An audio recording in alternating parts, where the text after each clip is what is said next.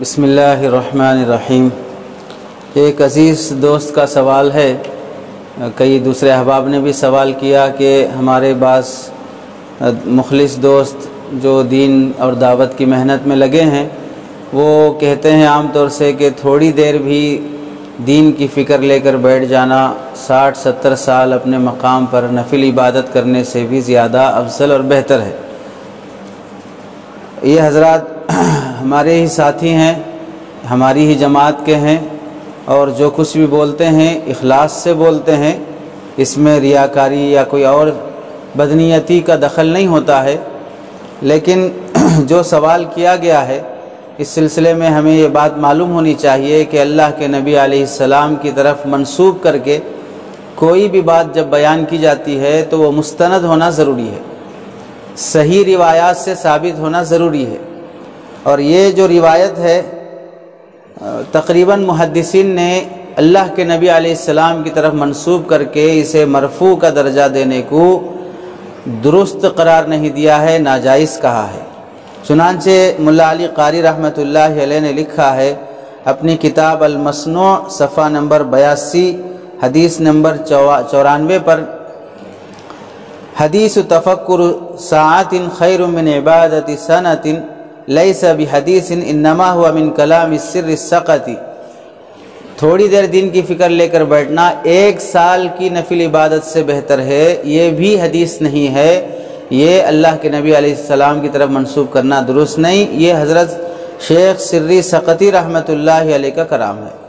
یہ آپ نے فرمایا ہے۔ ایسے ہی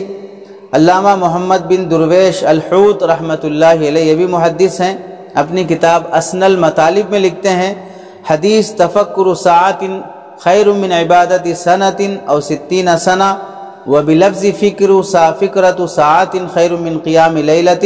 ينسب الى السر السقط وينسب الى ابن عباس والى ابی الدرداء وليس من المرفوع۔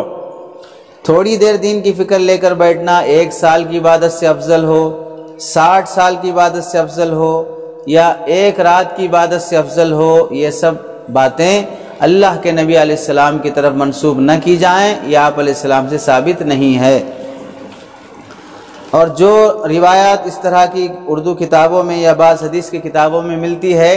اس میں جو روات ہیں، راوی ہیں نقل کرنے والے، محدثین نے اس پر کافی کلام کیا ہے۔ کسی نے راویوں میں سے ایک راوی کو اکذب الناس، سب سے بڑا جھوٹا، کذاب عدو اللہ، جھوٹا ہے، دشمن ہے اللہ کا، رجل سوء، برا شخص ہے، خبیث، یہ سب یحییٰ ابن معین نے فرمایا، امام احمد بن حنبل نے فرمایا۔ ابن حبان کہتے ہیں جھوٹوں میں سے ایک جھوٹا ہے، صاف حدیثیں گھڑتا ہے۔ اسحاق حدیثیں تراشنے میں شہرت یافتہ تھا، ابو سعید النقاش کہتے ہیں۔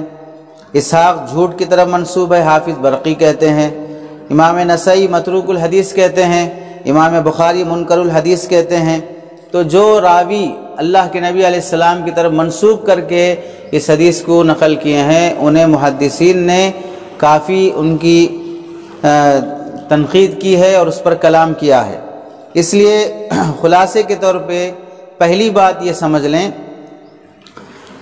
اردو کتابوں میں یا حدیث کی ان کتابوں میں جس میں تحقیق نہیں ہے،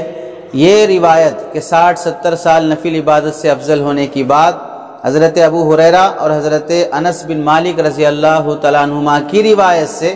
اللہ کے نبی علیہ السلام کی طرف منسوب مرفوعاً نقل کیا گیا ہے، اور یہ روایت من گھڑت ہے، موضوع ہے، اسے مرفوعاً بیان کرنا درست نہیں ہے۔ اور عبارت کے الفاظ ہیں تفکر ساعت خیر من عبادت 60 سنہ، 60 سال کی عبادت سے افضل ہونے کی بات من گھڑت ہے۔ اور حضرت انس بن مالک رضی اللہ تعالیٰ عنہ کی جو عبارت ہے مرفوعاً جو نقل کی جاتی ہے وہ 60 سنہ کے بجائے 80 سنہ، 80 سال کی عبادت سے افضل، یہ بھی ثابت نہیں ہے اللہ کے نبی علیہ السلام سے۔ دوسری بات ہے حضرت ابو الدرداء اور حضرت ابن عباس رضی اللہ تعالیٰ عنہما کی طرف منسوب کر کے، یعنی ان کی روایت سے ایک حدیث ہے جس میں الفاظ آئے ہیں تفکر ساعت خیر من قیام لیلۃ، خیر من قیام لیلۃ، تھوڑی دیر دین کی فکر لے کے بیٹھنا 1 رات کی عبادت سے افضل ہے۔ یہ موقوفاً ہے، ان حضرات کی طرف منسوب کر کے اسے بیان کرنا درست ہے، ایک رات کی عبادت سے افضل ہے۔ البتہ